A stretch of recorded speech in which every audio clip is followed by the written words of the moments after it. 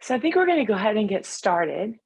I just want to welcome everybody to this session today to hear from our anesthesia colleagues in Ukraine on their experiences providing anesthesia care during this crisis. I'm Dr. Faye Evans, an anesthesiologist at Boston Children's Hospital and a trustee of the ASA Charitable Foundation and a board member of Lifebox.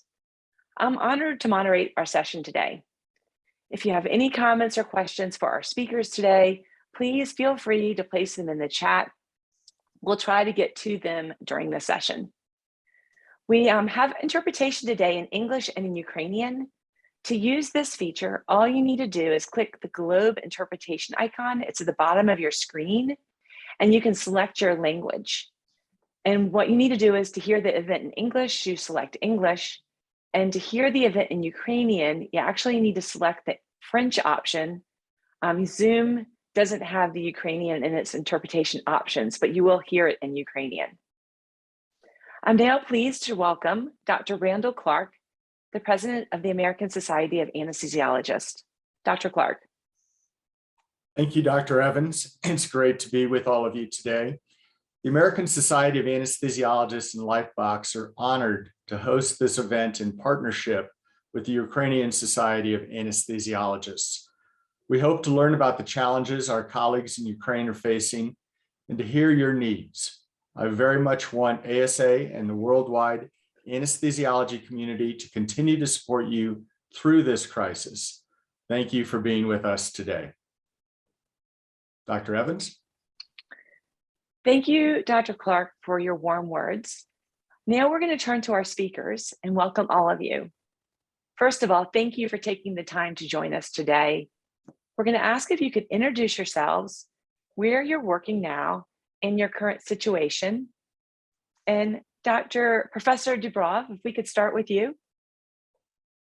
In Ukraine it's evening, in United States is a day, as you know, and I want to hello everyone, every participant of this event. And first of all, I want to thank you for your not only American anesthesiologists. I want to thank you for American government and country for that help that we Ukrainian people and Ukrainian anesthesiologists have from your country. Really, it's very important, and in this terrible time for our country, for Ukraine, it's unbelievable. I speak about the war, but when we wake up at 5 o'clock in the morning, in the night, at 24th of February, it's really was unbelievable. But from first day of the war, in Kyiv, where I'm stay now, the capital of Ukraine, and I work in Kyiv. From first day of the war, I stay in the hospital because my hospital was the first line hospital for wounded patients. And first few days, it really was very hard days for us. 4th, 25th of February in our hospital was 37 to 40 severe wounded patients. And from the first day of the war, I and most staff of my hospital stay in the hospital and lives in the hospital. Some few weeks in Kyiv is not such warm, as not such hot, such as was in the first week of the war. But really, every day we have few wounded patients from Kyiv or another part of our country. And as I said, I first 40 days I stay in hospital, then I have 1 week rest, and now I live in my hospital again and work such as anesthesiologist 24 hours per day. Thank you, Dr. Dubrov. Professor Matolinets.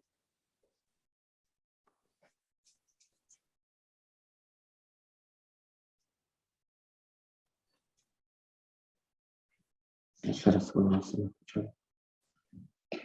morning. My name is Natalia Matolinets. I am medical director of anesthesiology and intensive care in Lviv Emergency Hospital, and I am professor in Lviv Medical University. It is a pleasure to meet you. That is a difficult time for Ukraine, but we are fighting and we will never give up. And we are sure that we will win this war. Let me continue in Ukrainian.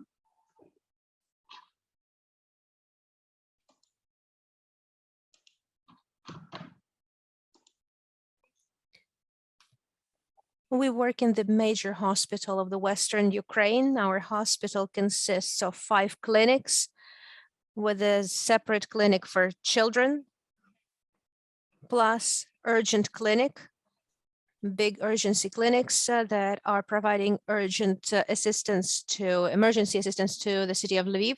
We also have a polyclinic and a rehabilitation center within our territorial medical unit. At the moment, I am the leader of probably the biggest ER service in Ukraine. There's more than 200 ER beds in our unit. Even though we are the second line hospital, we have already survived 2 heavy, massive inflows of patients because of missile strikes. We lived through the bombardment of Yavoriv training ground, where we received 100 heavy wounded patients, 60 and 40 respectively, into structural units. And only yesterday, we survived a missile strike on the civilian infrastructure of the city of Lviv. 7 people died on site, 11 wounded were received in our hospital, including 1 child. And we're fighting for the lives of these patients now. And unfortunately, also, I'm living here in the hospital throughout this time. I live in the hospital days and nights, and but I hope that we can prevail. We shall win this war soon, and I thank you for this meeting.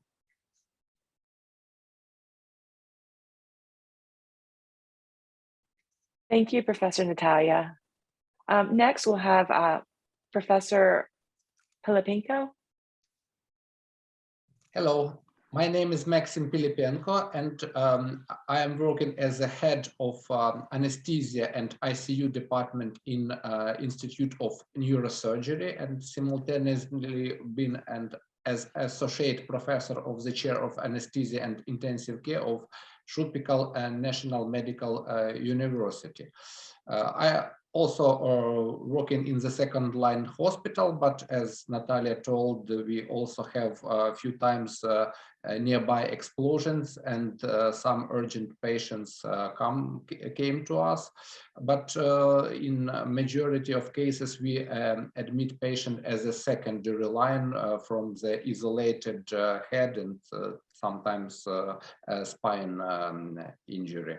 It was nice to participate in such meeting, and I also appreciate the help from American Society of Anesthesiology, from a few separate American anesthesiologists who doing amazing and incredible amount of work to provide Ukrainian medicine with medical equipment, with disposals, and with some other help.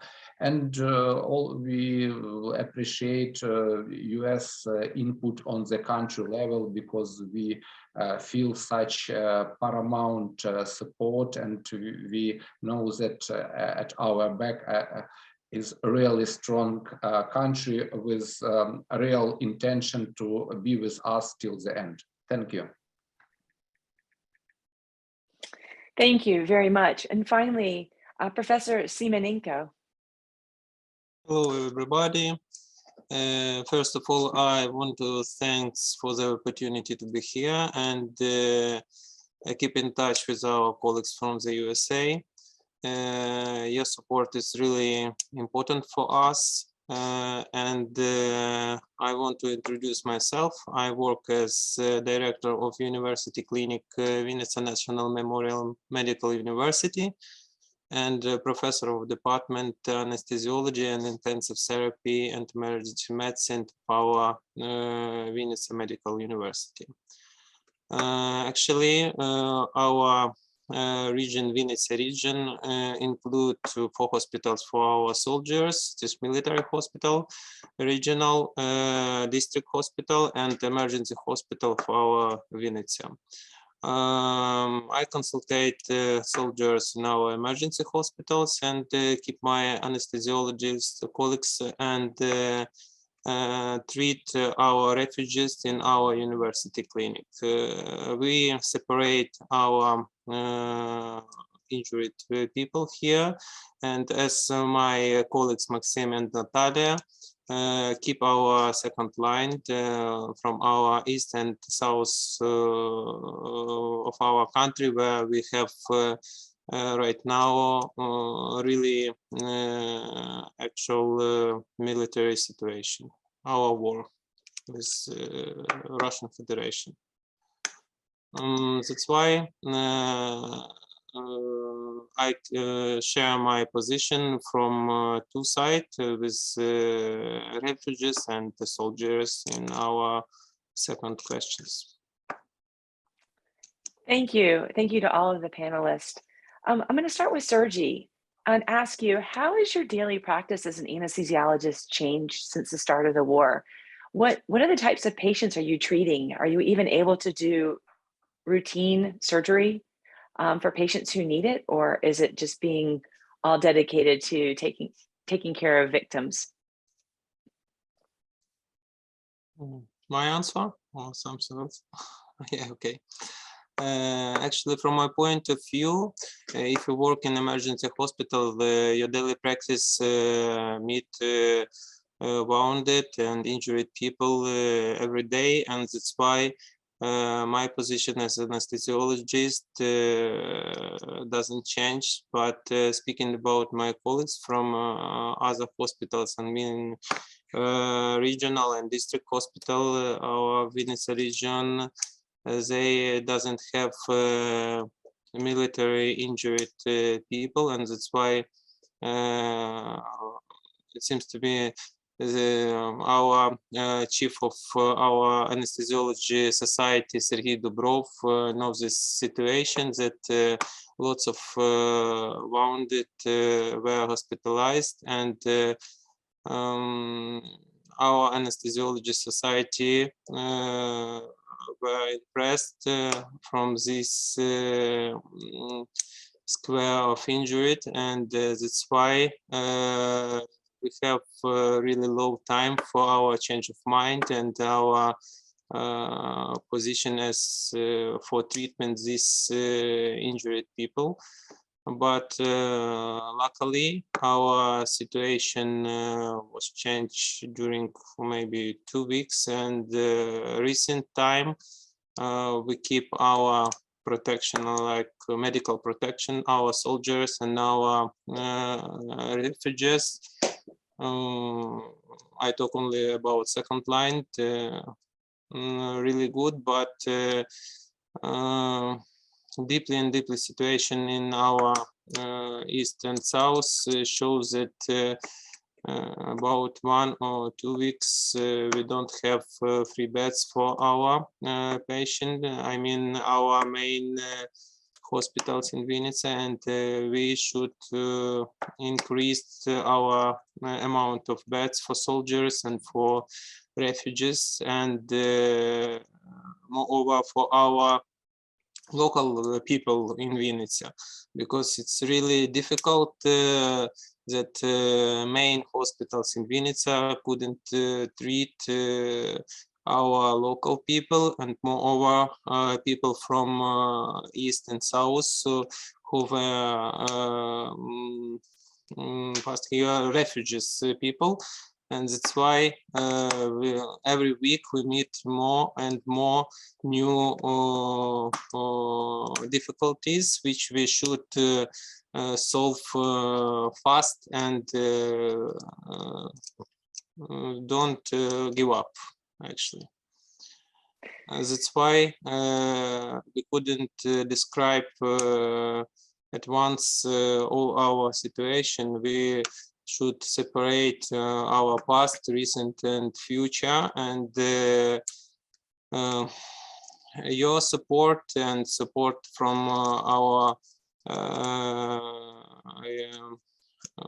friends from Europe really important for us, because without your support we couldn't treat our people and win in this war. Okay. Thank you very much.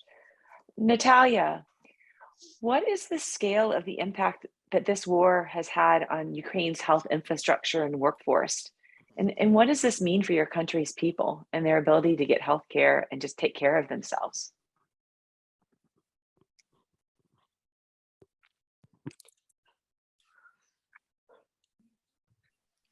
Well, first of all, this war changed everything. It has changed life of each and every Ukrainian. It has changed each and every function of Ukrainian healthcare system.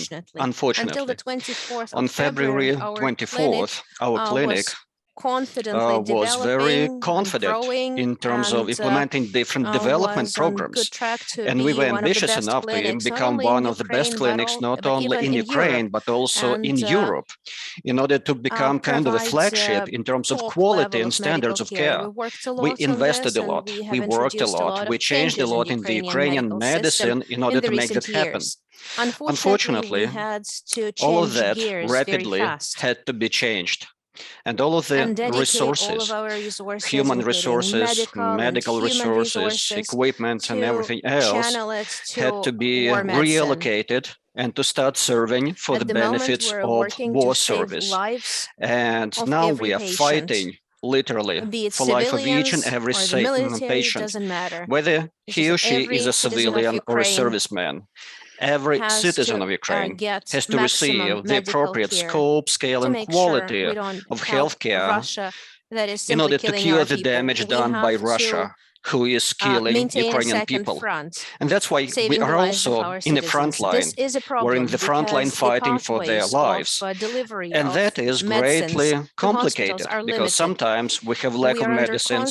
Sometimes, well, actually, usually we have air threat alerts with cruise missiles and bombers barraging around. And respectively, sometimes we are disconnected from the reliable channels of supplies. But sometimes we have to deal with what we have and disregard any deficit, whether it's any kind of medicines or manpower capacity. And indeed, the longer this war continues, the louder our voice should be, appealing to the rest of the world, appealing to stand with us and help us end this war soon enough. Thank you. No, thank you for your honest remarks. Sergii, I have a question for you. What do you feel has been the biggest challenges that you faced in providing safe patient care today? I know that you're very much on the front line where you're located. How has it affected your ability to do this?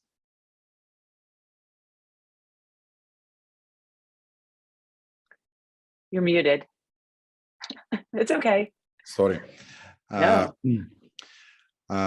More than 20 years, I worked in a municipal hospital, one of the municipal hospital of Kyiv. It's a trauma center. And in my anesthesiology career, I saw a lot of trauma patients. And in 2014, from Maidan, we have a lot of wounded also patients. But that we saw today, it's very difficult to understand and feeling by myself. And some days we have 7, 10 or 9 sirena about bombing Kyiv. In this time, we have to go to the underground, but very often we have a job, we have a work in operation room. As now at present time also I'm in operation room with my intern. We treated a young patient, 23 years old soldier with a multiple trauma, abdomen, chest, eye, left eye, and extremities. For me, it's very emotional. I'm working in the adult hospital, but we had 5 or 6 children, 5 or 6 wounded children with wounded head, abdomen, chest. Really, morally, for me, it's very difficult. These patients, the story of these patients, one girl, it was 13 years girl, which goes from Kyiv with her family, brother, sister, mother, and father, and Russian occupants cut all family. Only she's still alive. And it was a neck wounded and brain wounded. She's conscious, but with tetraplegia. And this girl is still one in this world. Brother, sister, and parents was killed by Russian. What about safe patients? We do our works. Not all patients we can treat it underground, because my hospital is an old hospital, and it's impossible to treat all patients underground for safety. We do it as usually, but I can show you my window. All window in our hospital is blocked with boxes or tables, as we see here in operation in ICU. We work with without sun for safety. First days it was very terrible, as I said, around our hospital also.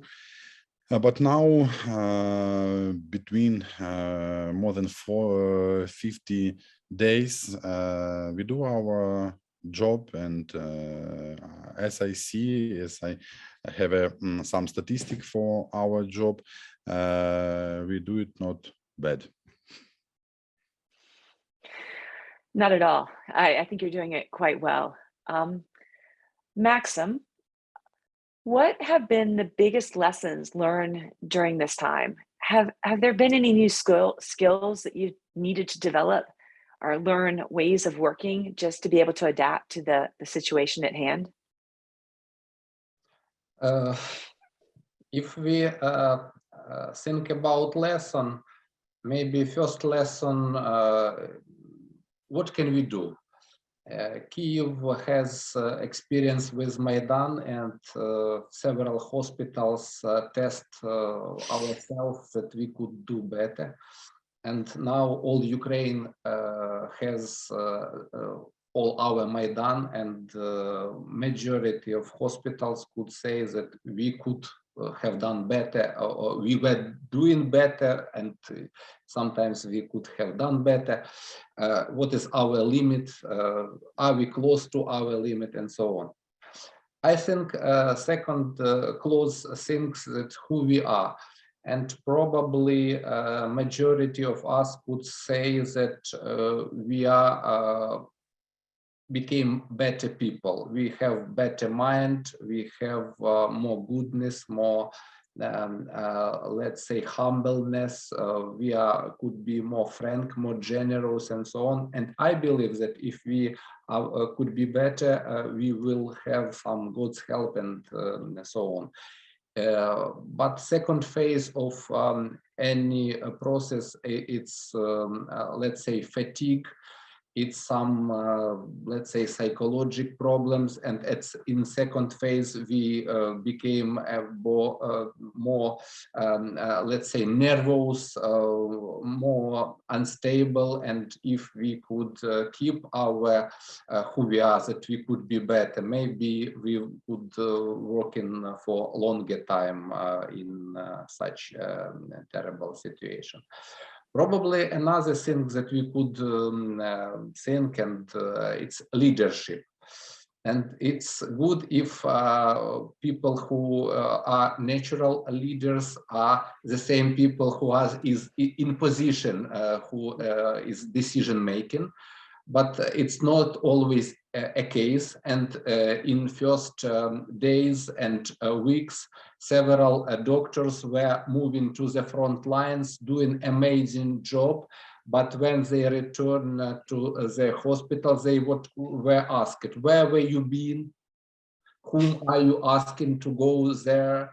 And what is where are you working? And such initiatives are suppressed, and people have to be ready to that. If you're doing, if you helping people, as Mother Teresa say, you will be, let's say, punished or even, let's say, receive some back, but continue to do with it.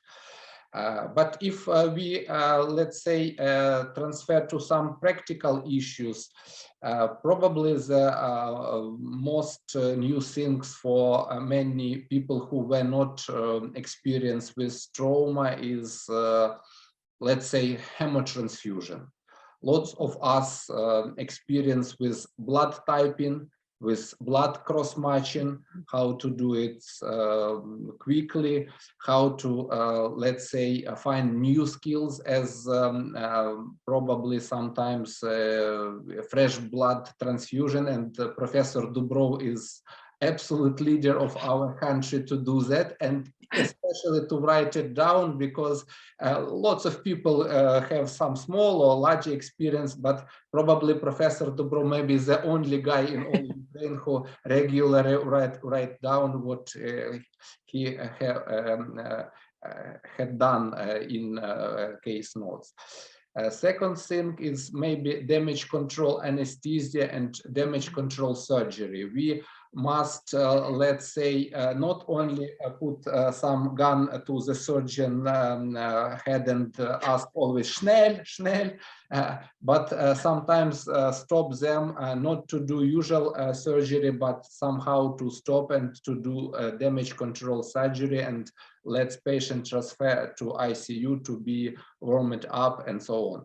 And if I ask the third things, maybe some skills with ultrasound for many of us, because due to some enormous volunteers help, near every hospital received ultrasound, and we starting to do things that is normal for any US hospital for ages, but for us it's quite new, and maybe something with, let's say, some transport ventilators. We used to ventilate with ambu bags, but due to some general anesthesiologists, we started receiving some ventilators, and I would make some regards to Dr. Bill Chester from Washington, DC, who sent lots of equipment, lots of ventilators, and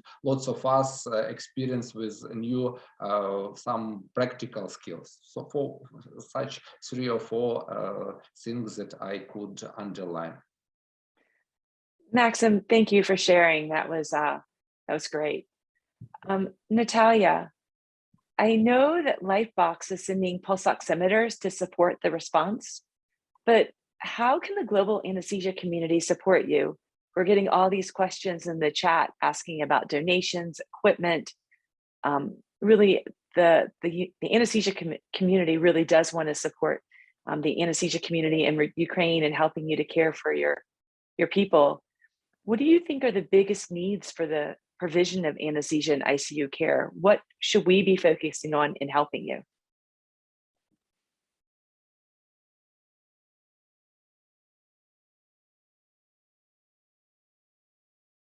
As a matter of fact, first of all, I would like to confirm each and every word uttered by Maksym Pylypenko, because what we did over these days is a huge leap forward in terms of understanding of pathophysiology, especially when we're talking about polytrauma. Polytrauma combined with burns. This is an extraordinary challenge.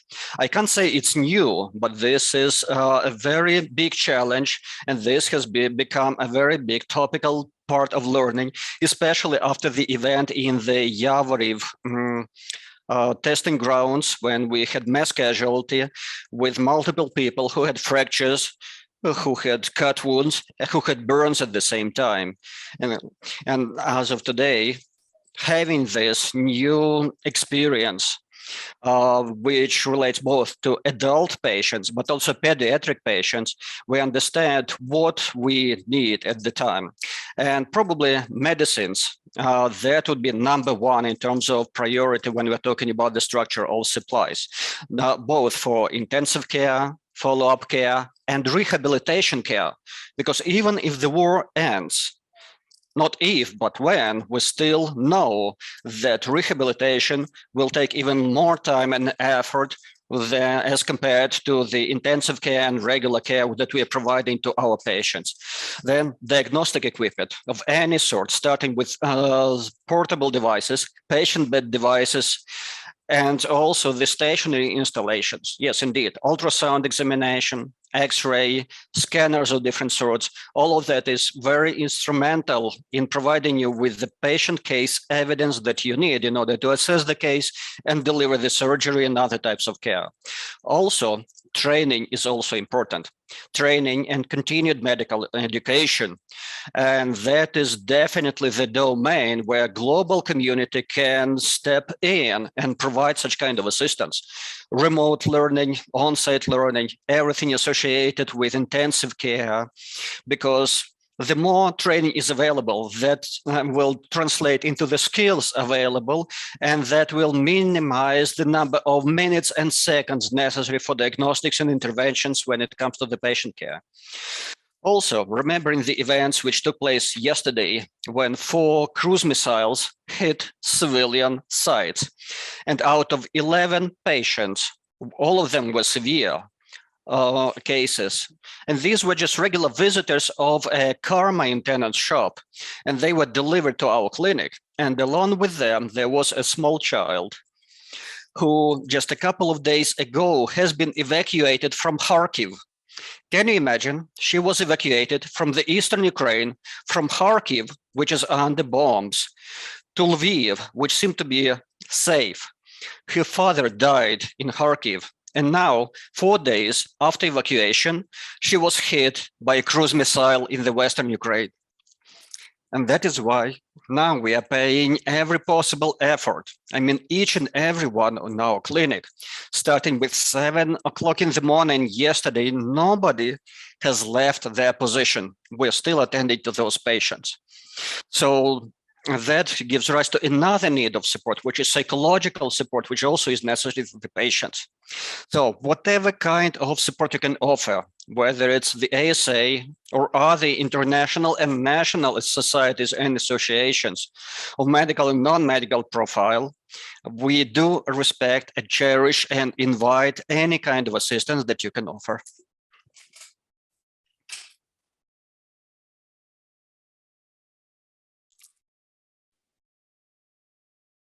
You're muted, Faye. Yep. Actually, I'm not muted. Am I off? I'm okay now? Great. Thank you, Natalia, for those words.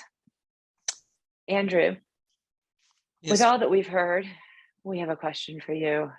How is the anesthesia and ICU workforce continuing to work during this situation? How are you taking care of each other and yourselves and your family during this difficult time? Thank you for your question. Actually, as father of 3 children, it's really difficult to understand my children why father should work more than 12 hours per day, and you could see your children only half an hour, only 1 hour per day. especially my tiny daughter. And that's why everybody should understand us and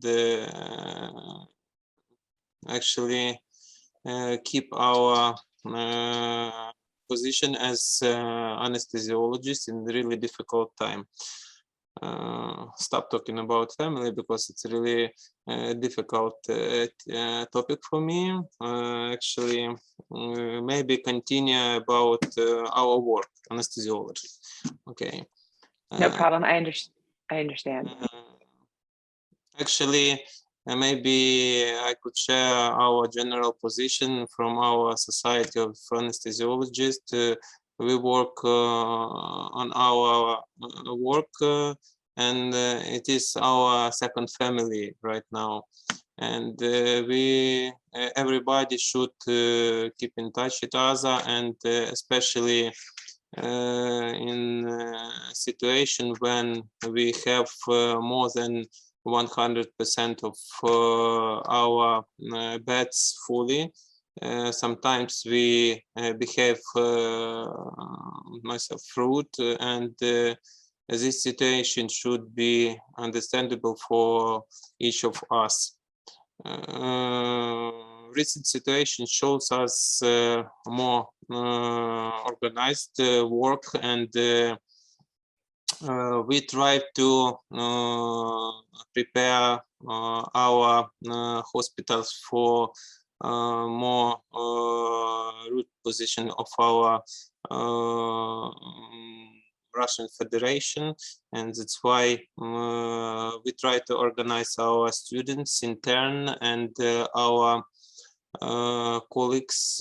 We increase our working day, and everybody of my staff understands these things, and don't mention for a situation like today, we should work together like volunteers, like Maksym, Pylypenko, like Natalia, like Sergii, Dubrov. We try to organize for our soldiers individual first aid kits because of lots of new soldiers should be present of our east and south of our country, and each of them require to have their own these items, and that's why we like doctors should prepare this. And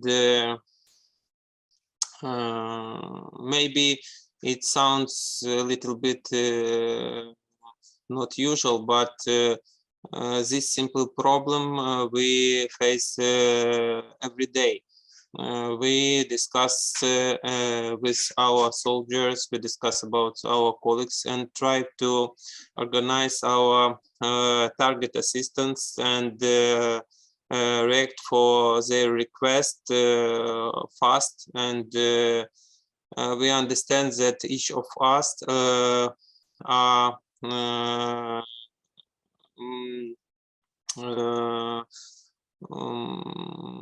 like one of their own world, and we faced a problem with our civilian people because of things that any of us doesn't prepare for this war, and actually we couldn't understand.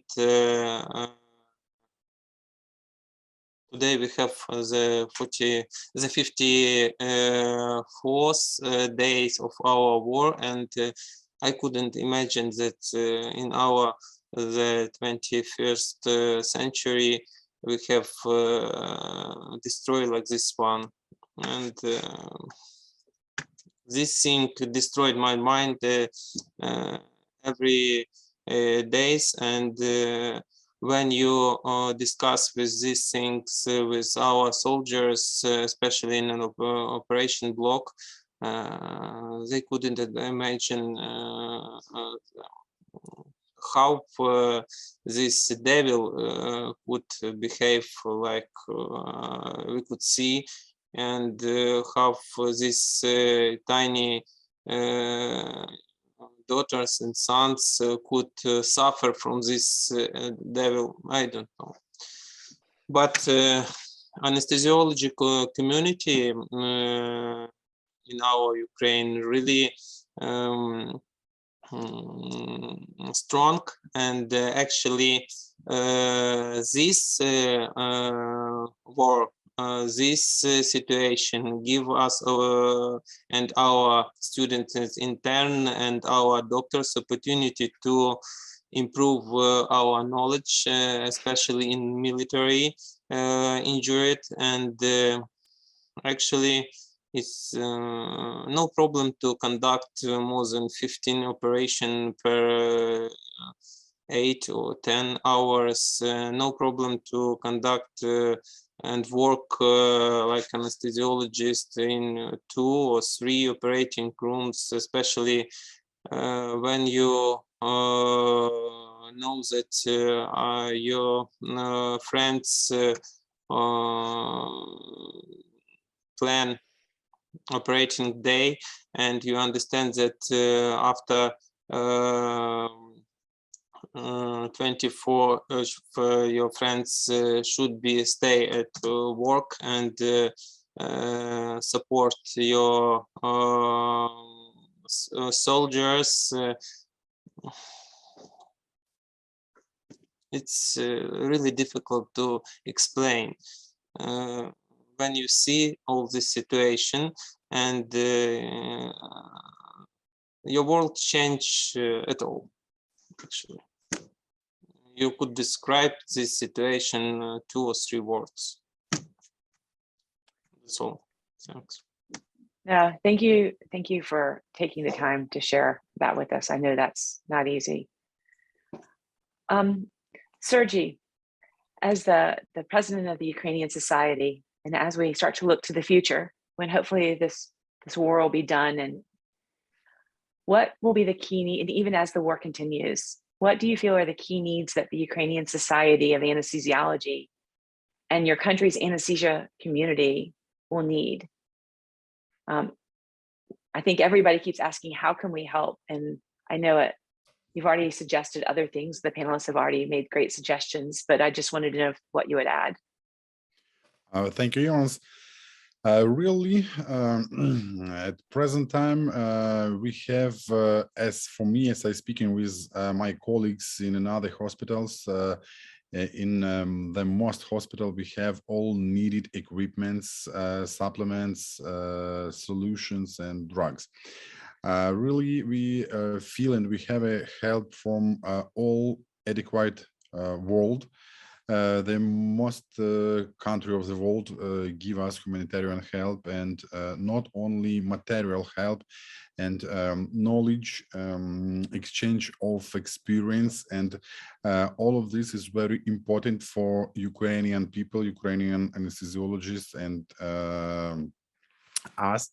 We have a contact with some European Society of Intensive Care, Anesthesiology Intensive Care, Critical Care Medicine, and Emergency Medicine, and they help us, our doctors, our anesthesiologists, surgeons, to know new information about treated patients, wounded patients.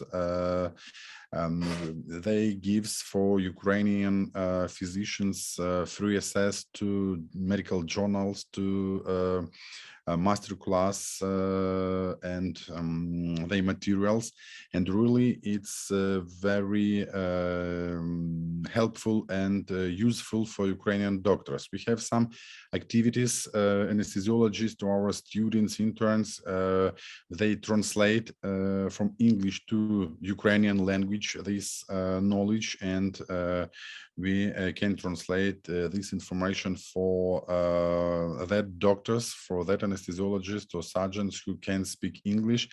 Unfortunately, the most anesthesiologists from Ukraine not speak English. As my experience, it's a good job from Ministry of Health of Ukraine, World Bank, and now Ministry of Health take information from all hospitals of Ukraine about needed of anesthesia machine, about ultrasound devices, about C-arcs, CT scanners, and in small time, Ministry of Health will buy it for that hospitals which need these equipments. Every day in my hospital, in Natalia, Matolinets hospital, I say, no, we have a new humanitarian help with drugs, equipments, and I cannot say at present times that Ukrainian anesthesiologists need some critical needs, some drugs or solutions or blood or frozen plasma. I true, and all Ukrainian people true, that very soon with all adequate world, victory will come in Ukraine, and we'll start building our country again, and we'll live such as we lived before the war.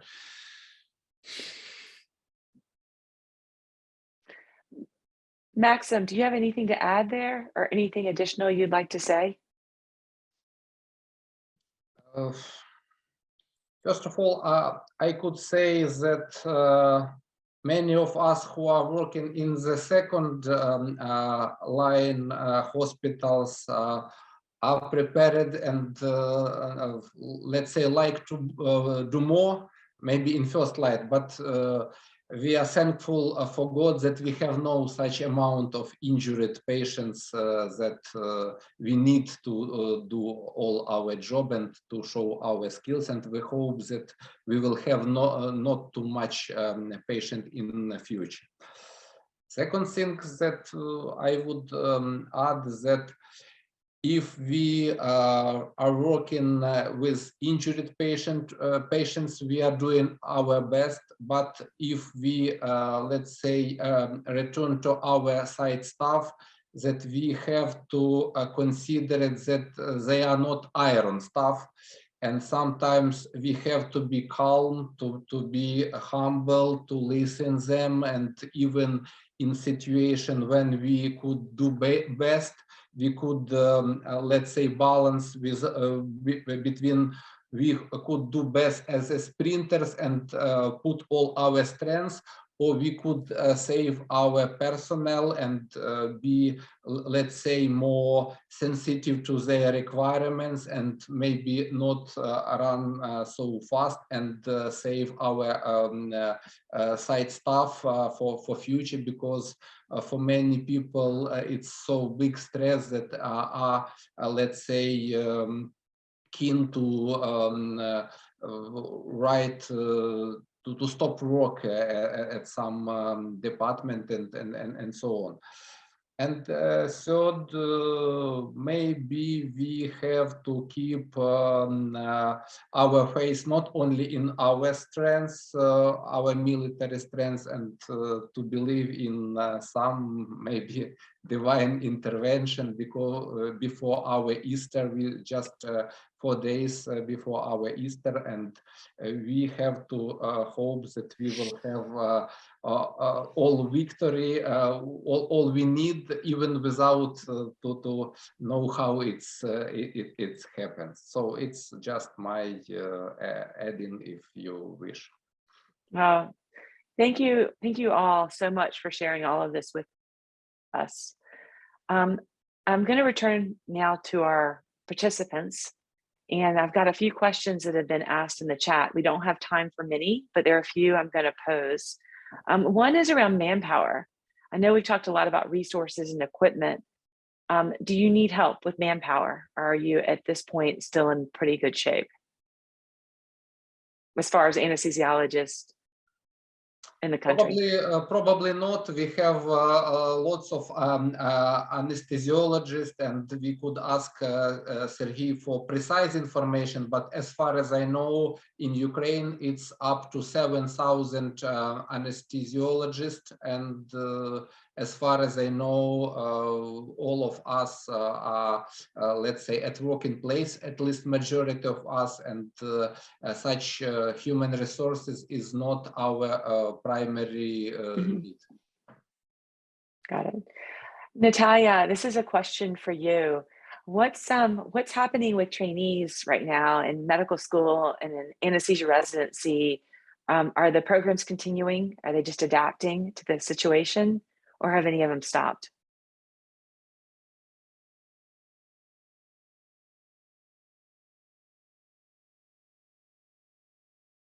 Or young residents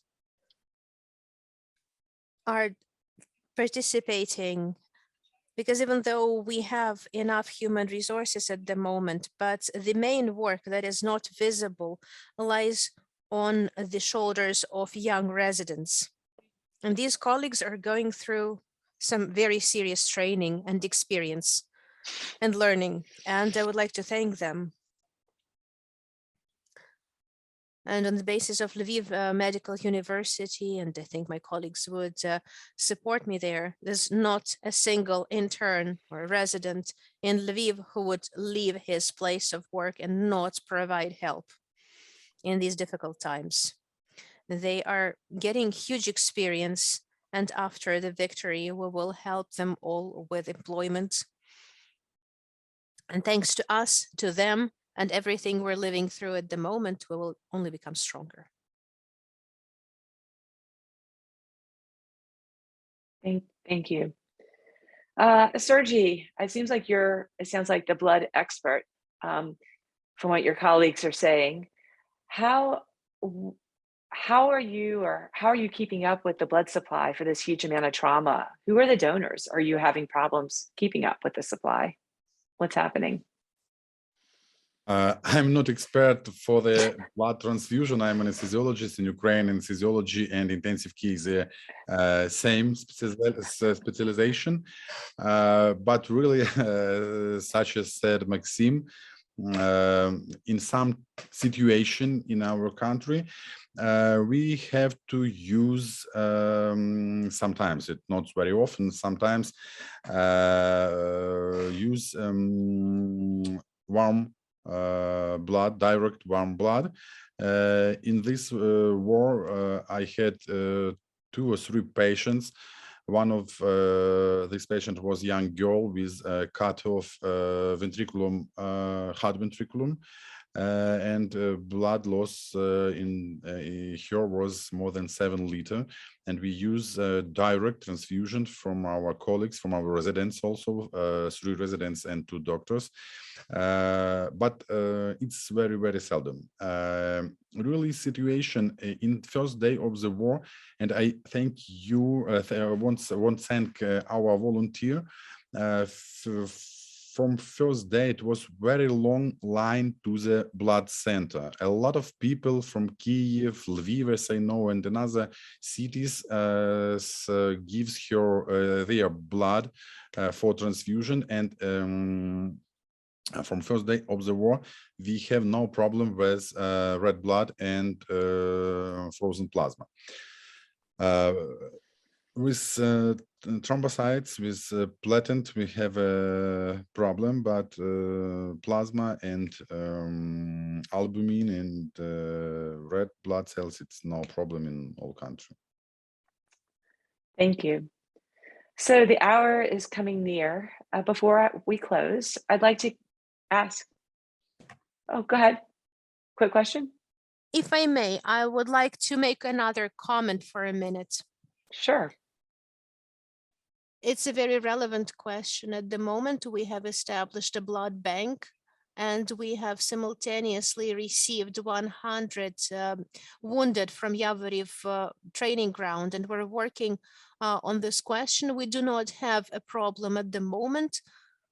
We have enough blood, and we're using massive protocol of massive transfusion of whole blood. More than 10 patients have already received that. We have containers, 25-day storage of blood, and we're working with this, and it saves lives. And I'm a big supporter of whole blood technique, and it has saved lives for patients who wouldn't stand a chance otherwise. Out of only one patient died after the wounds on Yavoriv training ground. That's amazing. So unfortunately, I think we could continue talking to you for a long time, but we know you're busy, and we really appreciate the time you have given us. Before we close, I'd like to ask each one of you to give your final comments, maybe just a minute around the main message you'd want to give to the audience, anything you'd like to say, and I'll start with Professor Dubrov. First of all, I want to thank you, American Society of Anesthesiologists, all American people and all world for this support of Ukraine. I'm sure I know, and all we know, that Ukrainian nation, we are very strong and will win. I know that we'll still to the victory, and it will be very soon. Thank you. And Professor Simonenko? Thank you very much. One more time, I give my message to all Society of Anesthesiologists in the USA and American people for supporting in the nation. It's really important for us in this difficult time. I wish all of us to be united at such difficult time, and understanding of this problem give us understanding to appreciate every minute of life when you live in peace.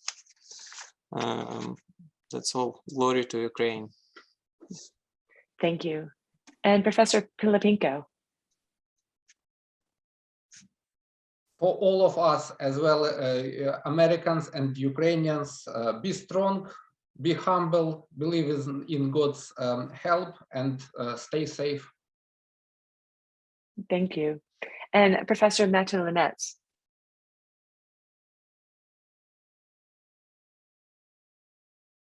I also would like to share the pool of expressions for gratitude to everybody who stands with us, who stands for us. Ukraine will not be conquered. There is nobody in this world who can put us to our knees. Ukraine has always been and always will be a self-sufficient and glorious country, and we will definitely win. Thank you to all of you for sharing these incredibly important messages and your stories. We really appreciate it. I'm going to now turn to Dr. Steve Sween, President of the American Society of Anesthesiologists Charitable Foundation, for his closing remarks. Thank you, Faye. Can you hear me okay? Thank you. First of all, thank you to all the speakers for your extraordinary and impactful presentations today. I know that I speak as a fellow anesthesiologist for the entire anesthesiology community when I say that we have been humbled by your accounts today. Thank you for your true bravery, your courage. We have heard the real need of our colleagues in Ukraine at this time, and we will hopefully respond favorably.